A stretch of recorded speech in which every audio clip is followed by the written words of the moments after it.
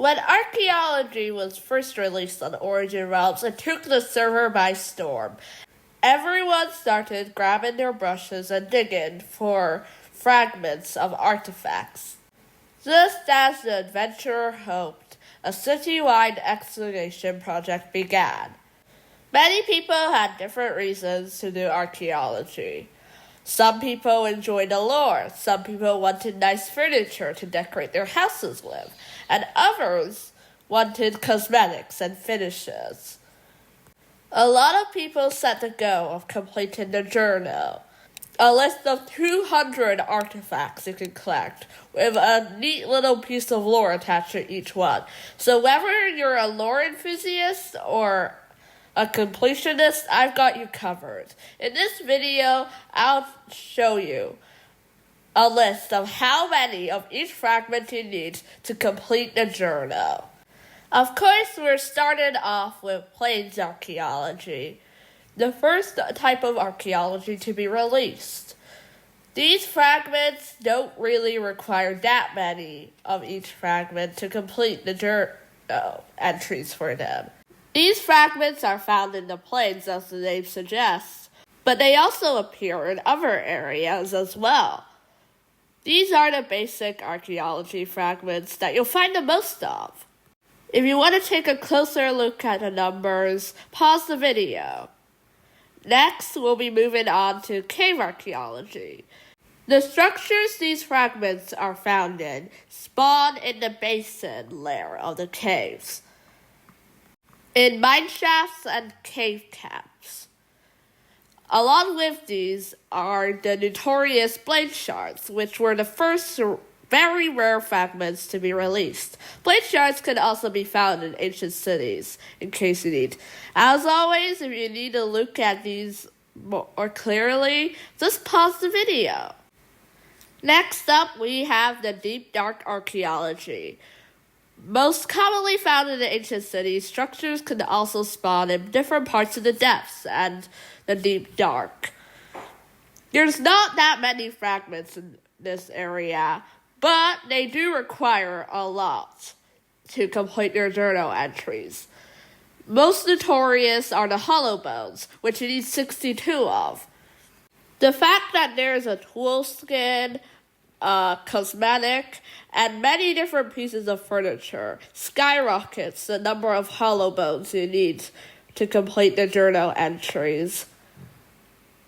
Next up, we have blight archaeology. In the blighted Badlands, there's quite a few archaeology structures that you can find. The rarity of the blighted Badlands makes this quite hard to find, since often when you come to the blighted Badlands, all of the structures have already been looted. However, for blight archaeology, a lot of the fragments only have one type of artifact you can make, and they don't require that many fragments to complete the journal entries, which makes it much easier than it otherwise would be to complete all the journal entries from the blighted Badlands. After that, let's look at Illander archaeology. These fragments are found in the dark wooded areas of the overworld, in the taigas and the dark forests. While some here are quite easy to find, Arcane Gold is notoriously rare, and Ravager hide and Sinisteel is also quite scarce. A general trend for archaeology is that the fragments that are rarest take the most to complete the journal entries, which makes it so that you have to grind for long hours to get the journal entries that you want.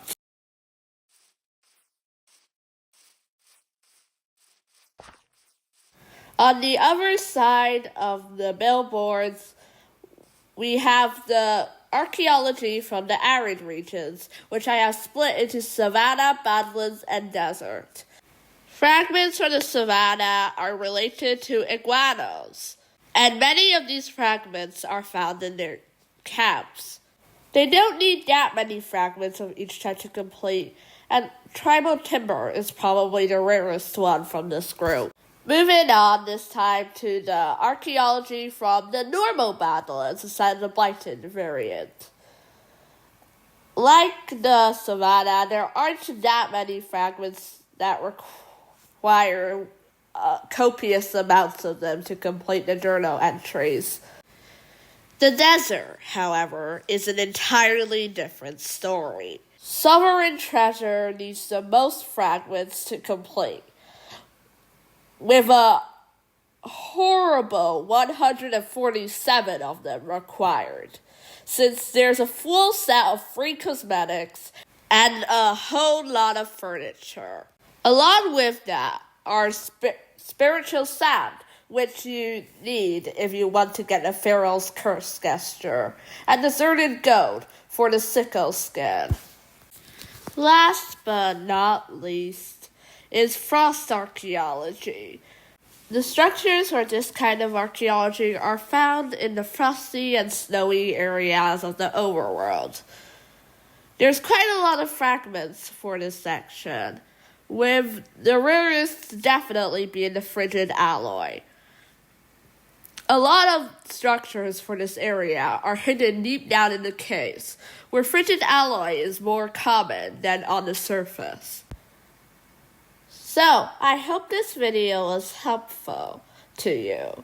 You can refer back to it at any time, and the full list of the fragments and the numbers that you need of them is in the description in alphabetical order. Or you can go to the specific sections in the video and press pause. Thank you for watching, and see you next time.